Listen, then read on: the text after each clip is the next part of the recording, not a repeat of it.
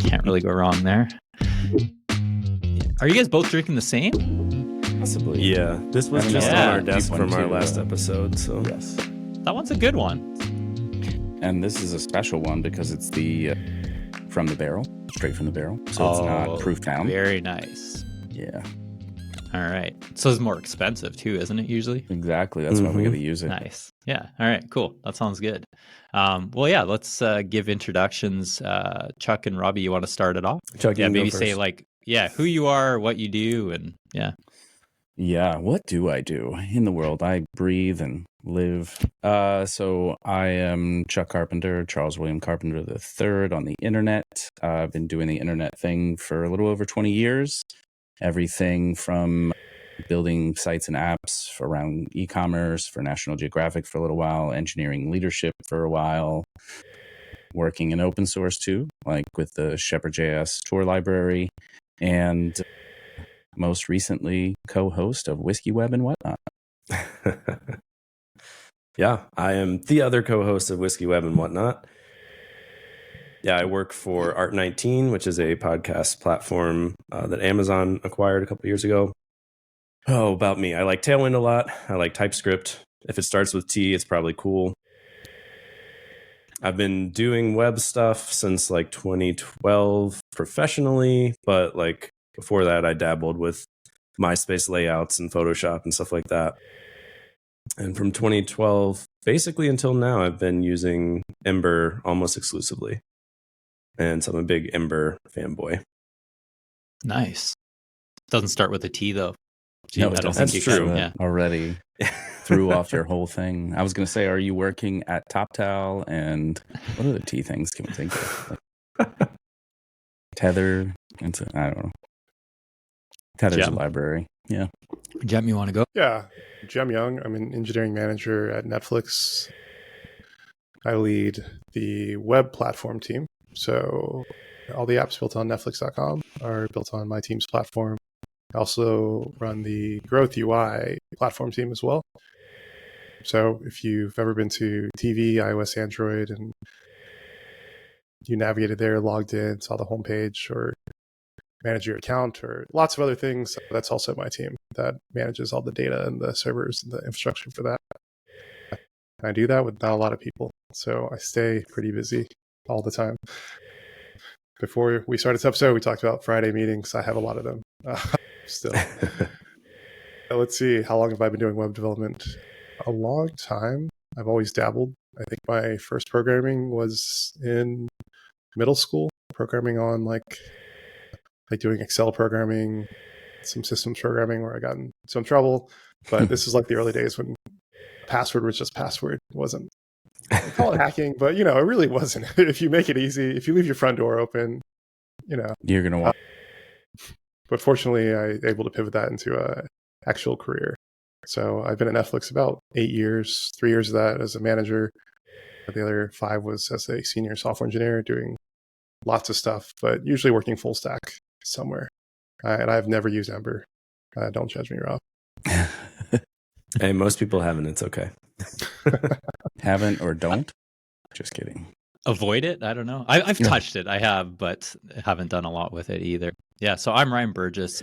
Right now, I'm actually unemployed, which has been amazing. I've taken some time off. I was previously at Netflix as an engineering manager. I was there for over 8 years and decided, hey, I need a change and a break. And so I'm taking that. Yeah, I think I've been doing in the web development space. It's been like over 20 years now that I think of it, but I've spent the last 10 of it as a manager. So, maybe a little less coding. That's probably maybe, Rob, why I'm not touching Ember as much there. At least you were exposed to it at some point, I suppose. Yes. I remember having to touch some code on it. I can't remember what it was that I had to do. And so it was very minimal. But over the years, I've touched so many different JavaScript frameworks. It's like, you name it, I've probably done something in it. Working at a lot of agencies over the years, like you would jump around to different clients and whatever they were using, that's what you're developing on. So it's kind of cool. I enjoyed that. I got a taste of all the different frameworks that kind of evolved over the years. But yeah, in our episode today, I mean, it's kind of cool to have the two podcasts coming together. we figured let's just have a conversation over some nice whiskeys. Obviously, keeping on the happy hour and whiskey theme makes a ton of sense. Yeah, we figured let's kind of talk about some of the new trends that we're seeing, right? We're seeing a lot of different things around like AR, VR, AI, like all these 2-letter acronyms. And, recently we just saw the Apple Vision Pro come out, and I'd be curious to hear all of your thoughts on like, what does this mean for us in our industry? Are you all excited about it? Did anyone even buy one, at that nice $4,000 price point? Yeah, curious. Let's dive in. Yeah. I feel like the price point is certainly something to curtail, like diving in head first, but I am interested and curious. I always thought like the simple use case of like having a big screen for your laptop in a small space is great, and you're more mobile in certain ways, although the price point just to get that maybe seems a little overwhelming. I guess I don't know, maybe it's just a me thing, but I was kind of surprised when I kept seeing images on the internet, Twitter mostly, where it's like folks just walking around town and crossing crosswalks and all of this, like wearing it full time all the time. That I didn't really see coming, but maybe I'm naive. I mean, I was in the same boat. I was very surprised at people doing that. And I laugh when I see the little clips online too of, someone at the Clippers game at courtside. Like, seriously, really? Are we? Yeah, that's happening. Or people driving their Tesla, wearing that. It's different. I didn't expect that. I kind of saw it as in like, yeah, in your home, totally get it, but wasn't prepared for people. I mean, I should have just assumed people are going to do stupid shit. So, hey. Oh, yeah. So yeah, I think oh, go ahead, Rob. Oh, okay. Sorry. Yeah, I was just going to say, I think like I had no problem buying an XDR monitor, but this was when we had more money back in the day too. But, if you're thinking about that as your top end monitor, like the Apple Vision Pro is pretty cheap. So if you can get a huge monitor and it's like pretty good from that, then maybe that's the use case that makes it like not so crazy expensive. I like that perspective. Yeah, I have seen people and like the 3-monitor setup is nice because that's unwieldy for most people. I'm actually a convert of one big monitor from multi-monitors. It's just less cables, less resolutions to deal with. But I think, one, I'm very skeptical. If you've ever listened to Front End Happy Hour, I'm generally skeptical of technology, ironically, living here in Silicon Valley. One, I think a lot of those like people looking unusually kind of cool walking down the street playing with the Vision Pro is probably like marketing from Apple. People are like, oh, Apple wouldn't do that. I'm like, companies do that. People should know marketing is a big part of any company, and they spend a lot of money on it, and it doesn't usually look like what you look like. So I'm skeptical of those sort of things. But also, I live in Oakland, so I dare anybody to walk down the street doing that because you won't get very far. But I do think to the price point aspect, it's deliberately priced expensive. One, to keep out people, I don't know, your casual user from using it and saying like, oh, it's great, but it doesn't work for this use case. Like at that price point, people are going to be more amenable to the issues because it's a first generation device. And two, by keeping it expensive, you make it a status symbol, which is kind of what Apple's always been going for with their devices, which is like, I have an iPhone, I've got this, I've got that. And like the quality's good, but they're also known to be expensive. So that's kind of where I see the people using it more. Rather than like the utility of, I can get work done or whatever they're doing at a Clippers game or driving my car. It's more of like, it's a status symbol of like, look at me and I can spend $3,000 on this device. Yeah. I think it's going to be cool, but I definitely wait for a generation or two because like, it's going to get better resolution and lighter and cheaper. Yeah. Like this is the Pro version. It's, cost prohibitive in those ways. I guess I could see that. Definitely. It's like the modern day Air Jordans. Like, look what I have and you can't get, maybe per se. Yeah, I hadn't really considered that. I do think that it's interesting because I had some of my own like thoughts and presumptions around like use cases and stuff, but I think we're going to end up being like really surprised in all the different ways they can be used and the way that it like analyzes, engages with your environment. That's kind of cool. I don't know that I want to put goggles on my eyes 24/7 though. So that's like kind of the downside. Even in the work use case, that was like one thing where like compared to a monitor, right? Like obviously for an expensive, nice monitor. Perhaps it's not crazy expensive. But on the other hand, can I wear this thing for 4, 5, 6 hours a day? I don't know that I can. Yeah, I think that's a big one is like you hear, I mean, the weight, it's pretty heavy. Like it's heavy glass. They're built really nicely. Like the quality's there, but that's a lot of weight to be putting on your head. I don't know I haven't tried them yet, but I know that even with VR, I get sick. I can't do it. Like there's something off for me that I can't last a long time on that. And I could see that people maybe even struggling with the Apple Vision Pros where it's like it might be very distracting to have it all the time. I do like the idea though, like that you all are touching on the monitor aspect, mainly because I actually don't like having a monitor on my desk. Like if they're ugly. I'm sorry, but like most monitors are just, they're not great. I am like Jem. I've moved to the single monitor is like, decent size where I can get, a lot of real estate. But for the most part, I have one application on my screen at a time so that I'm not getting distracted. I feel like the Vision Pro, I might get distracted, right? Like you see all these videos of people throwing screens everywhere. And I'm like, I don't want that. I just, I want my one application that I'm focused on. I guess I could have it massive, as with the Vision Pro. That's kind of cool.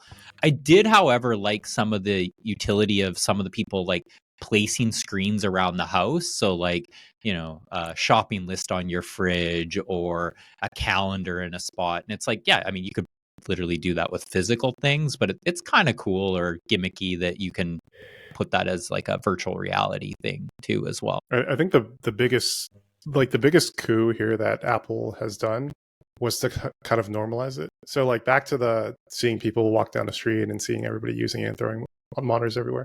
All this was possible before with existing products from other companies. So Microsoft HoloLens and HoloLens 2, you could do the same thing, sort of. Like you couldn't walk down the street as much, but like AR was there. MetaQuest Pro, you could do the same thing, like pass through. Granted, I haven't used either of them, but my understanding, like the pass-through camera is not as good. It's not as like, it's more VR rather than AR. To me, and let's not forget, I'm going to throw this one. Stop me if you've heard of Google Glass. Anybody remember that one? Yeah. Oh yeah. Briefly. Yeah. But remember when Google launched that? Yeah. And like they got such pushback from everybody. They're like, there's inappropriate names. People name those people.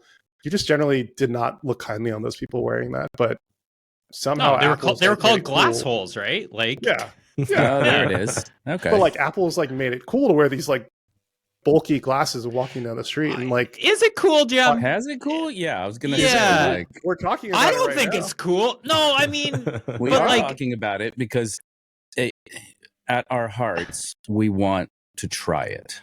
I think everybody wants to try it. Right. I do think It's they look FOMO. stupid. I think like being in a restaurant or crossing the street with that on your face is dumb. It's like walking around with like, snowboarding goggles or something, right? Like nobody does that either because it looks only dumb. in the really cold winter, maybe. Right. Yeah. Or when snowboarding or something of that nature. Right. Yeah. So it does look dumb. So you're saying I everyone should agree. be snowboarding with them instead is what I'm hearing. Definitely. Ooh, Well, not dangerous at all. Yeah. Yeah. That'll be like that. What was that old like N64 game, like 1080 snowboarding or something? Like Ooh, you'll feel like you're in that game, but then you'll also slam into a tree and hurt yourself. So yeah, I mean the fact that we're talking about it, I mean that's, Apple has that effect, good, bad, everything in between. We all are interested in it. That's the funny thing they have about it. Remember how when they did the first $1,000 iPhone and people were like, that's ridiculous, that's the ceiling, I would never pay that for that. We all go and do that eventually, and they figured out ways to open it up to us anyway. So I don't know, they're smarter than I am.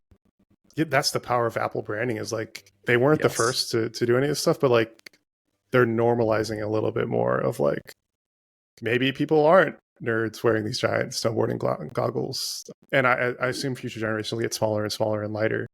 So to me, that's the bigger shift, is like what Apple has done with something like that is we're even talking about using for work. I've never once had a conversation with Ryan in all our years of friendship of like, hey, maybe we should use Google Glass or the MetaQuest Pro or the Valve Index, which was specifically built for multi-monitor and programming. But like we've never had a conversation about actually using that. But now we're having a conversation about maybe using the Vision Pro in the future for coding. So to me, like something has tilted in terms of like thinking about AR in general as engineers. Which is kind of cool though, Jem, too, that Apple is like making it a little more mainstream, that people are talking about it. And I think that's what's needed, right? Google Glass was maybe before its time. It was, people just weren't accepting of it at that point.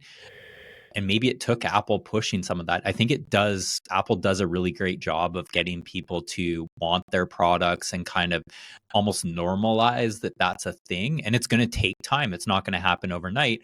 Clearly, with that price point, that's not going to work. I think even if it was like $1,000, you might have seen a lot more people like being like, yeah, I would totally buy that and try that out. But when it's at that price point, it's really hard. And I know that we'll see, so I think someone said it earlier, is more generations of this and it will be a lot cheaper. And so the adoption will be bigger, which is kind of cool. They'll also sort out a lot of issues. I don't know how many issues there are out there, but like they will change and adjust things. One thing I wanted to bring up was the whole FaceTime thing, where you can FaceTime with people, which is cool. I think that's a cool idea, is that, yeah, you can be wearing these glasses and FaceTime with people, but then Apple's making like an avatar of you. It's supposed to look realistic, but it doesn't, right? Like it's like a avatar of yourself, and that's what the other person sees on the other end. That to me is a little bit creepy. I'm just going to say that. I'm like, I don't think it's like something that, even if it's perfect, that's creepy. Like, even if they get it perfectly right, that it looks like I'm wearing Apple, Vision Pros right now, and it looks like to all of you that it looks completely normal. That's still weird and creepy that that's just a video version of me, and that's weird. I don't know. What do you all think of that? I think you've just tied it back into what you were introducing in the beginning of our discussion around AI, right? So like AI generated you in video. I mean, there's companies doing it with videos, and obviously you can do AI generated like headshots and things like that. Been popular for a little bit now. So it's just another iteration of that, right? Like it is kind of creepy because you're thrown off. You're like, you're presenting fake me to the person I'm talking to, and it's a little too close to reality. Maybe that's the plus side of the like crappy meta avatars, right? Like we're like, oh, this is a joke. This is like The Sims. Yeah. Except very for cartoon. Yeah. Yeah. It's like not great. I did try to use, like, Meta has the Horizon workspaces, and I did a couple of meetings with that and did try to do a little work on the whole thing. But yeah, it felt like I was in a video game world and I didn't get the point. But maybe with more AI related things, it does become normalized, which is almost scary. That's a good point. It's the more AI stuff out there, it is getting to be like a little, maybe almost concerning, because we need to be able to understand the difference from reality versus like an AI generated thing. I mean, we're on a podcast right now, so audio is a big thing. There are apps out there that can just generate your voice from like a small 10-second clip, and you can just type anything in there. And to me, super powerful if you're wanting to edit and you're like, I shouldn't have said that, or I want to tweak that. That's kind of cool. But at the same time, is someone could just take our voices right now and be like, yeah, let's just go create our own podcast with those folks, and here you go, which is kind of creepy and scary. It is creepy. Although if anybody wants to do that, have at it. Here's my voice. You give permission? Yeah. Fake. Yeah, until you're in like a world of trouble, you could get yourself into some trouble there. I don't know. Yeah, I saw a thing that I think it was like within the last couple of days. I don't know how long it's been out, but they like raised some seed money to make this thing where you can just give it like a blog post, and you say a few sentences and it'll like get your voice signature, and then it just does a whole podcast from like your text as you. And like that way you can just write your blog post and never have to podcast, and they just exist. And it's like, wow, okay. I guess that's the world we're going to live in soon. Yeah. Which is kind of boring, though. It's like essentially you're just reading the script, right? Like that's the blog post. Yeah. I'm like, where's the banter? Where's the excitement? I don't know. Yeah. It does come down to that question of like content. If it's like trained on you and your video and your voice and your style of speaking and the way you write, is it you at the end of the day, or is it not? I don't know. I don't think we're going to solve that one in this episode, but Yeah. it I is an always interesting. I always like to go deeper on that and like, well, what even is real? Are we real? Are we AI right now? Like, you know, how do we know? Like, you never know. I mean, leave us a comment. Do you think we're real? Do you think we're fake? I don't know. Let us know. So you all we're joking, but I read an article in my favorite publication, Ars Technica, and this happened in Hong Kong, I think last month, where some firm lost about $20 million because some scammer got a person on a Zoom call, and they had artificially generated avatars and video and likeness of like the CFO, the CEO, and they're like, "We need you to wire money to this account." And the person believed it because, like, there's no pictures of it, so I don't know how believable it was. But apparently, like, they were able to generate the voice and the likeness of people that were known at the company. So it was very believable enough to like lose money. And like, we're only going to see more of that, especially since, especially executives are public figures. So we're joking about like, are you real? Are you not? But that becomes an actual real problem of verifying someone's authenticity, especially over remote. Like when we talk to people we've never met before. It's an interesting future we're going into. Yeah, there was already like some emergency legislation around the use of AI for political calls or calls in general. Like, I think it was narrowed around political campaign related calls because apparently there was a big scandal where an AI generated Biden voice were calling registered Democratic voters in a particular area to tell them that this isn't the actual primaries and wait till November to vote. Yeah, like save your vote for the actual election. It's like, wait, you can vote multiple times. Like you can vote in both of those. So like, yeah. I mean, is the problem the AI or is it the problem how naive people are about the system that we live in? I don't know. Probably both. I mean, I think it's like whoever's doing that is banking on the fact that people will listen, and we're all busy too, right? Like every human being, there's a lot going on. You don't necessarily have time to dig in as like, is that real or is that fake? Like, let's just pick on something like TikTok. Like people go on there for quick videos, right? Like they're going on there just kind of sparingly. They could see something that's completely bullshit, but they don't know that. And they don't have the time or bandwidth to say like, I'm going to go dig into that. And so I think it just kind of opens the doors like for that to make it that much easier to basically pull one over on people because everyone's busy. They're not going to be like, wow, was that AI? Was that, I'm going to do my research. It's like, no, they're not. So they saw that video and then just digest that and moved on to the next one. And that's what they remember. So I think that's a tough one too. Yeah. I think figuring out ways to figure out who's real is the next big thing. Like, cybersecurity was big for the last however many years. And the next thing is going to be like, who even are you? How do we prove that? It's true. And I mean, like the tools are made so easily, right? Like we talked about, like you can just throw your voice in for like a little snippet and then it's going to generate whatever you want.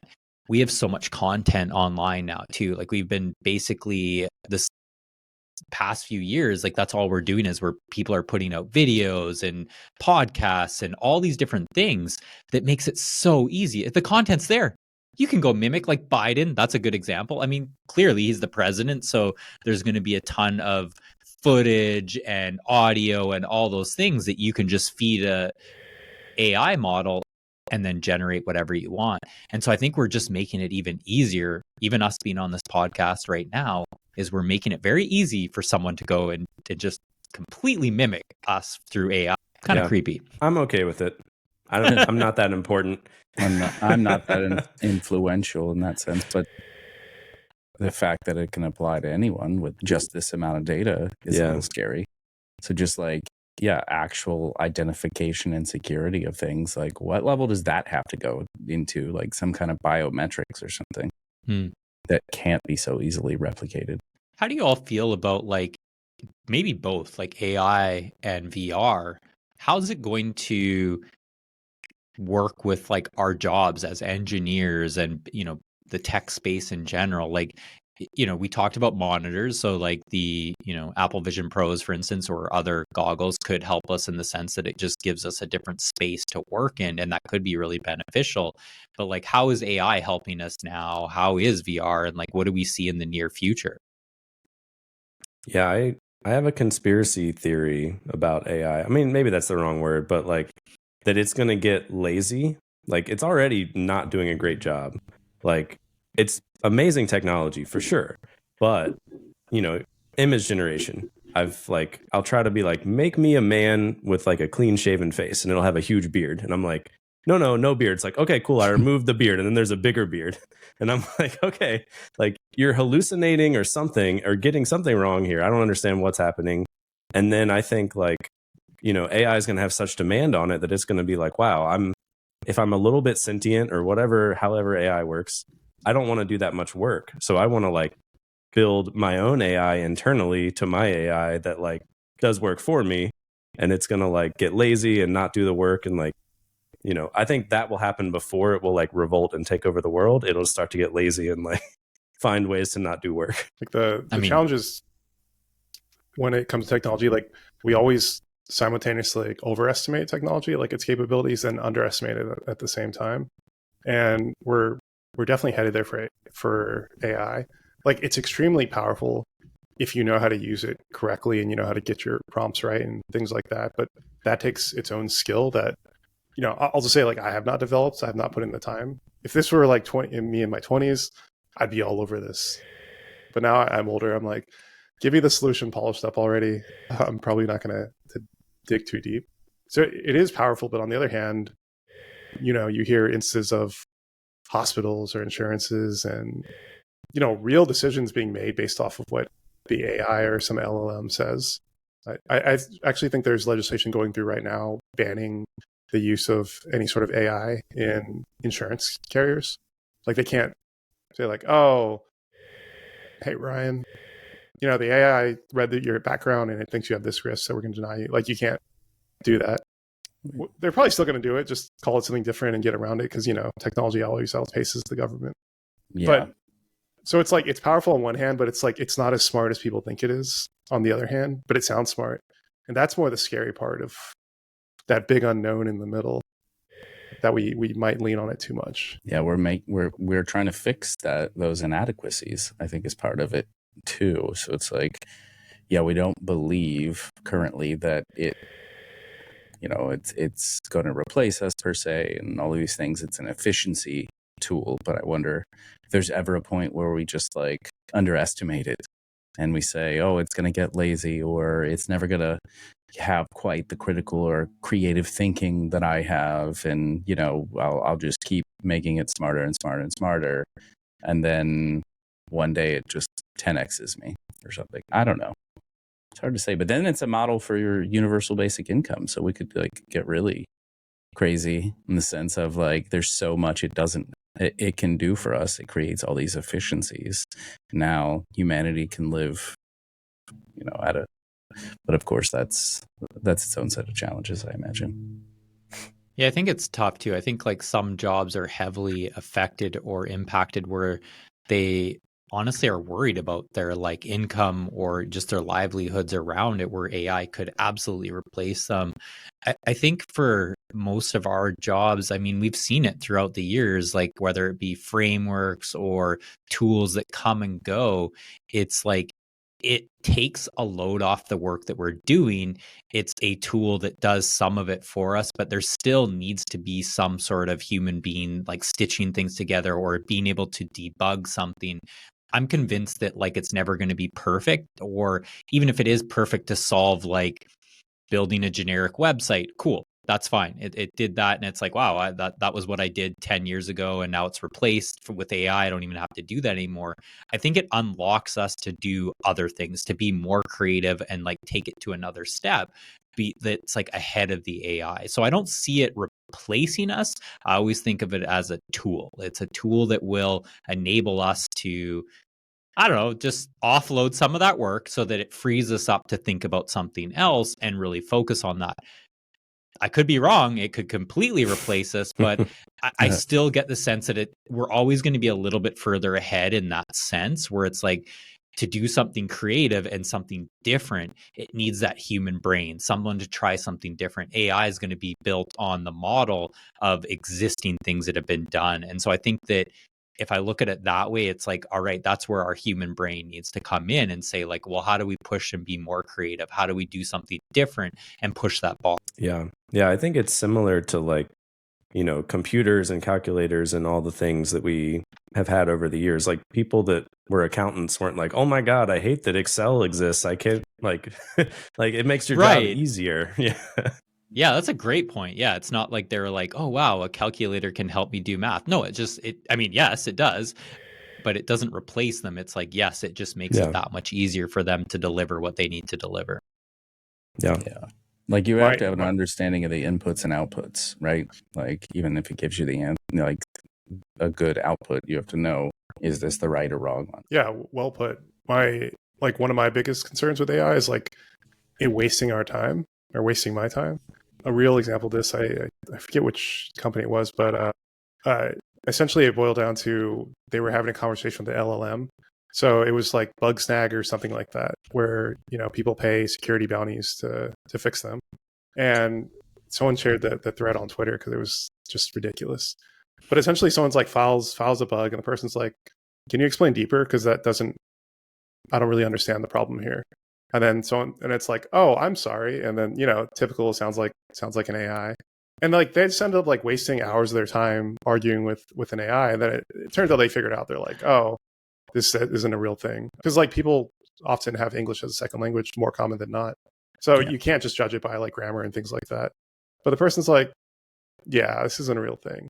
But like there's more of that gonna keep happening. It's just like wasting your time because it costs nothing to file 1 million tickets and try to get a bug bounty or something. And that's probably more of my concern too. The same for people not understanding, like you're just saying, Charles, like people not understanding the code that was written because it was written by an AI and there's a bug in it because it just copied someone else's code somewhere. And like, you need to know how to debug that. Cause like, that's a lot what we do as engineers. It's like mostly fixing things, and we'll lose that ability or it'll become specialized. And again, it just wastes our time. So I'll be like, hey, how did you do that? Like, well, it turns out I got this thing to write it for me. And as a manager, like, I'm going to be worried about that. Is that a good thing? Is that a bad thing? But same on the content side as well. If we can just produce this episode 20 times over with different topics because it's got a recording of all of us. Yeah. Now what's like, are we just wasting time now? Because it's not authentic. It's not us. It's not our own thoughts. Yeah. I don't know. Maybe I'm just a doom and gloom technology person. Robots aren't funny, first of all. We know, everybody knows that. Well, so they're boring. They can sometimes be funny. They're not consistently funny, but I've had some good puns that have been generated for me. So yeah, I created a bot for our podcast site for it to like go through, and I asked it to be snarky. I wanted to be able to look up like, oh, what did we rate this whiskey, or when did we try this other one, or what one did we try in episode 100, that kind of stuff, which it's good about. And then I wanted it to be funny back to me. So I guess in that sense, yeah, it was better than expected. Well, and I think the more that you can program it too, of like it's based off of data that you've given it, right? And so if you train the model to based off of like a comic, or personality that, is very funny, then it might actually start to be smart enough to do that. And so that is a little bit, scary. And to Jem's point is like, wait, what's the point of us if we can be just a completely replaced? Yeah, I don't know. I'm not sure we know the line of that, because it's funny when you talk about like artists or whatever else. If you're like, write me some jokes in the tone of Dave Chappelle, here's some reference material, like what are we going to get? And do we need Dave anymore? Probably. But it would be interesting to see, where that goes. I've heard people like write raps and then like have, the Kanye voice do it. Actually, I think that happened on Twitter recently, right? Didn't somebody do that with like some rap about React? I like the old React, and they had Kanye do it. I have not seen that, but I'm intrigued. They have Yeah, I like would a love thing. to see that. I think Ken Wheeler did like a beat, and somebody like came up with this rap, and then somebody took it further and had like Kanye's voice to it. Yeah, you definitely got to find that. It was, I like the old React, the class-based React, all that. Yes, it is.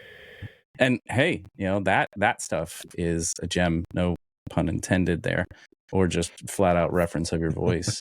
I did want to regress back to like what you were saying, though, Jim, around like as a manager and you folks you're working with, like, like, is it acceptable to use those tools to help enhance your work or not? Because I've definitely been in environments where they're like, use Copilot, use OpenAI, we'll pay for it. If it makes you more productive, go ahead, as long as the outputs are good. Yeah, it's a tricky balance. Sorry. Yeah.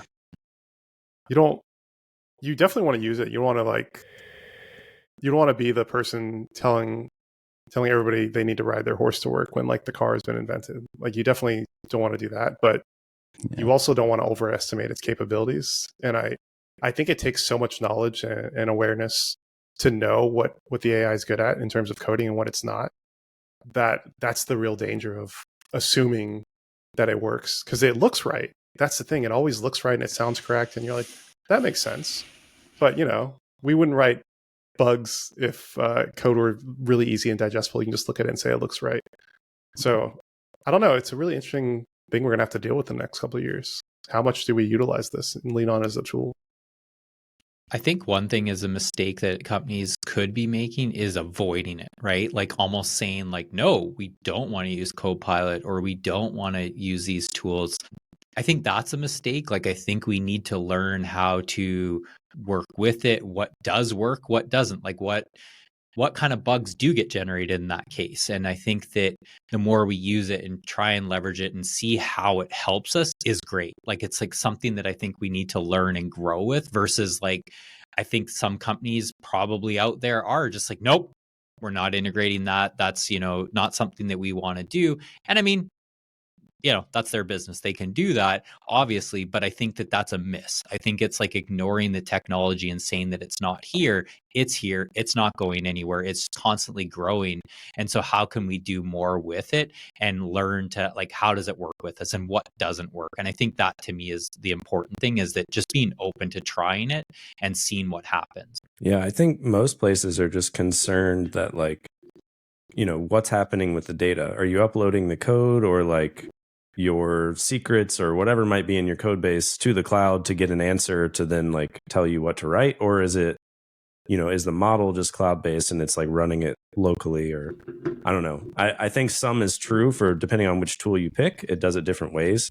And I think because they don't know how it works, they're just like, just don't use it at all, because we're worried you're going to like upload something that will compromise everything to the cloud.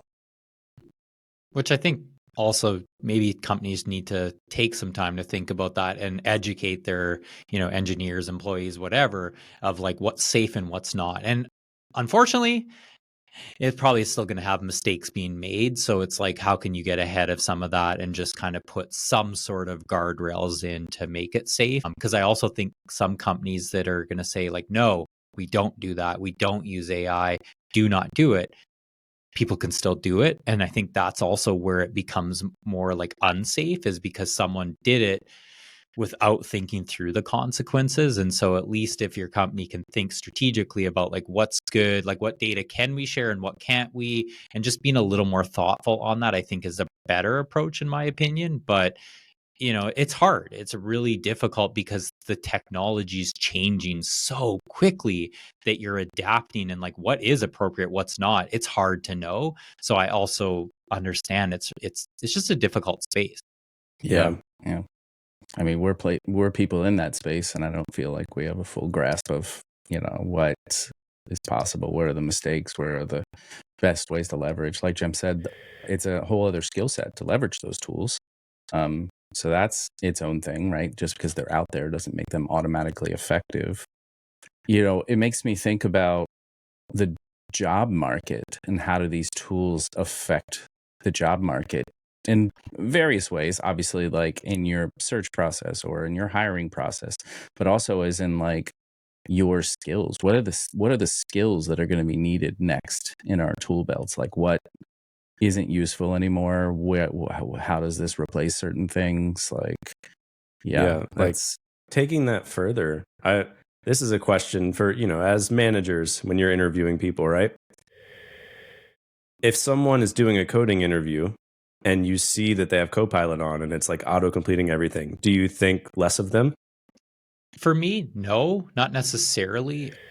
I think it might trigger me to ask certain questions just to understand, like what we've said earlier, is I'm okay with tools being used. It's the same thing as if someone Googled how to use a certain method or something that's out there. Like, I don't remember everything. I know that. So it's like, I'm going to use Google and do that. To me, I see Copilot as that very same thing, is it's going to autocomplete or do certain things for you to make your life easier. But at the end of the day, you still need to know how to debug that, how to like address those things. And so for me, I wouldn't necessarily be like, oh, turn that off. Like, I can't have that. That's terrible. Like, it's like, no, you might actually leverage that in the job. And so that's okay. But it might trigger me to like poke a little bit more and say, okay, like what happens if this isn't working, and like how would you address that, just to really go back to like, do they have the fundamentals, do they understand it? It goes back to me as an example of like frameworks. I think JavaScript frameworks are amazing, you should absolutely use them, but having some of the strong fundamentals of JavaScript is very beneficial, because when something's not working in a framework, or you're having something that's not performant or whatever it may be, you have to dig in and understand some of these things. And so I think that that's what you really want to get at. Does that someone have the skills, or are they just 100% reliant on what's generated for them? And if that's the case, then I question their ability, because they are just reliant on a tool too much. I think you still need those skills. That's my thought on it. Jem, I don't know if you have something different to share on that. A little different. I want to see what you know. I think Brian Holt said it a long time ago. He's like, most developers can do 80% of what we do as seniors, but it's that last percentage that makes the difference. So it's like, I think anybody can build anything. You can Google something. You can use Webflow to build your websites entirely, or low code tools, but that's not what I'm interested in. It's interested in your process and how you do it. And I think using something like Copilot doesn't tell me enough of that process, because that's really what an interview is trying to understand how you think about problems, not necessarily what your solution is. Versus AI is just like, it's just a solution. So yeah, I would probably not, I'd probably ask them to turn it off if I really like them. Especially if it's junior engineer, maybe I'm a little more flexible there. But again, it's more work for me. We talked about wasting time. Now I need to work even harder to understand what they know and what they don't know. Maybe they're just really good at Copilot, but there's a limit to that. And like, you're going to hit that limit very soon. So how much signals is getting me? Yeah, I don't know. I haven't run into it yet, but it's a really good, interesting problem to think about. I'm going to apply for your team and totally using Copilot and see what happens. He asked me to turn it off. I'm like, nope. No. Nope. Also, are you hired? Nope. But you know what? We have started to see that, like in some of I have actually seen it in like last year, people were using ChatGPT or Copilot to create take-home exercises. And that's where to me, it wasn't a like, I'm going to fail this person. I mean, it's such a slippery slope. If someone completely generates it and does nothing, well, maybe we need a better test to, test those skills. But at the same time, it doesn't necessarily go to me like I should disqualify the person, because it is yet a tool in their repertoire to like leverage. But I need to understand, do they fully understand the code that's in front of them and like what's happening? To Jem's point, unfortunately, it's more work for us to dig in. And so maybe that is a way where you're like, I have 30, 40 candidates that I'm interviewing, and I'm just going to say this person used Copilot, I'm out. Like, I don't have the bandwidth and time to do that. And so I think part of me saying like, yes, it's a tool and you should leverage it, and that's okay. You should have those fundamentals. But at the same time, it could penalize you in the sense that like, yeah, companies are busy. Like we have thousands of applicants for a single role, and that might not set you apart. So grain of salt there. I think it's just like, thinking strategically about when you use it in an interview is probably a good thing. Yeah. Yeah. I think I have like a counterpoint a little around that. It makes me question the process a little bit, the efficiency of the process. Like, what are the signals you're actually trying to get?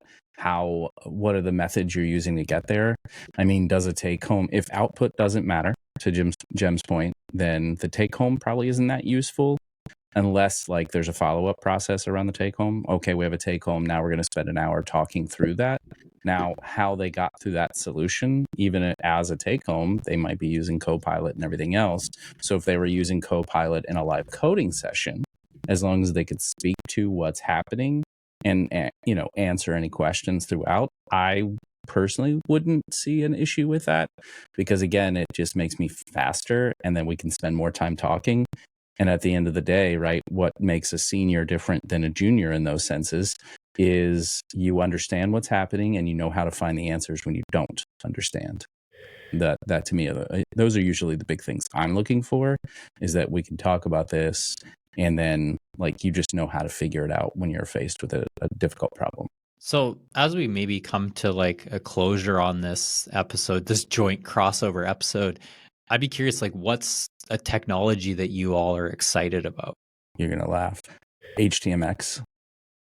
That's a big one. It's popping up all over Twitter. Yes. A couple of things, because like in my mind, and maybe it's just me getting old and curmudgeonly or whatever, but like everything, I've re-looked at a lot of things that I had used in the past, and like I just stopped focusing on bleeding edge technology. Like I think some new things are cool, like Bun and Alessia and like, different things like that. But then I'm also like, Django's just fine. Django's pretty cool and made web frameworks fast. Like it came with a ORM and auth, and what's wrong with that? Yeah. Also, so old stuff. And then HTMX is cool branding on old stuff. Yeah, I think old stuff is going to make a resurgence. Like I think Rails is going to be really popular again not that it isn't popular still, but it's not as popular as it was. So I think Rails is coming back, and I think like things like Astro that just decide like, let's use real HTML, let's ship a multi-page app. Like I know it's crazy, but like you can have multiple pages, and a browser, if you go to like / whatever your page is, goes there. You don't need a router. It's insane. Like there's a router in your browser. Yeah. It's crazy. Yeah. So I think I'd love to see us take a step back and like, really embrace the server side things, the old technologies, and the fundamentals of like, HTML has a lot of stuff built in that you should use, and you should really understand that before just learning React and like, all of that kind of stuff. Technology, this isn't engineering or coding related. I'm excited for battery technology getting better. Getting to solid state batteries means we can do a lot more things than we can with traditional like lithium ion. There's always like promises in these areas, but I think we're getting closer and closer where batteries getting smaller, more compact, can charge more rapidly. Really changes the landscape when we think about EVs and just lots of other uses for things. So I'm pretty excited about that. I like Can that. we bring them on planes now? Yeah, then you can bring them on planes. As an EV owner, I'm really into that. Yeah. So yeah, bringing your EV on the plane. Yes. Yeah. In my pocket, it gets really small. I love that. All right. Well, I think we're like right at time. This is a good conversation. I enjoyed it. Yeah. Hopefully this is good for you all too. I do have one on brand question. Yeah. Because we didn't really talk about the alcohol. We just had it as for our lunches. I had two questions. First of all, what's in your cup now? And the second, what's your favorite cocktail? Ooh, that's a good one. Right now in my cup is the Japanese whiskey, the Hibiki Harmony, which is just to me is a solid go-to. Always feel like I have to have that one in my, collection because it's just delicious. My favorite cocktail, I'm probably like lean towards like an old fashioned or Manhattan. That's probably just a simple, like really good one. I love cocktails in general, but I go back to those simple, great cocktails. Mine is just a sober Pepsi. I have meetings that are fairly important. I need to stay level-headed about. We're inclusive here, so yeah. And also, Jem, AI can go replace you in those meetings. You don't need to Yeah, be I'm working there. you on could it. just get drunk, send AI if you to meetings. if AI can do a manager's job, please let me Dealing at with it. humans, man, it's too tough. AI, I don't think can replace the manager just yet. Yeah, but it could listen in meetings for you and give you a synopsis of what That's happened. already in a the meeting. thing. Yeah, that's an add-on Sure. for Zoom. Yeah. So Chuck and useful. Rob, what drinks are you having today and favorite cocktails? We both have the Blanton's straight from the barrel or whatever it's called. It's good. Cocktails, I don't know. I'm kind of more into gin cocktails, honestly. Like, I don't have one off the top of my head, but like, something that's like old, like 1920s style, like gin Okay. cocktails are like always I'll good. solve that question for you. That's fine. Because I also lean towards gin in cocktails. Mm. I like my whiskeys neat, and then gin is, I feel like, let's dress this up and do some cool, fun things with this floral spirit. So Give me a list to pick from. Well, my go-to all the time is Negronis. Oh, Negroni's a good one. Yeah. And then another one I like to get from time to time is called The Last Word, which is a Prohibition era cocktail, I believe. It has absinthe in it, like cherry liqueur and like lime juice, something like that. Sounds pretty good. I don't know if I've had that one, but it sounds good. So I recommend. awesome. Well, I'll stop recording, but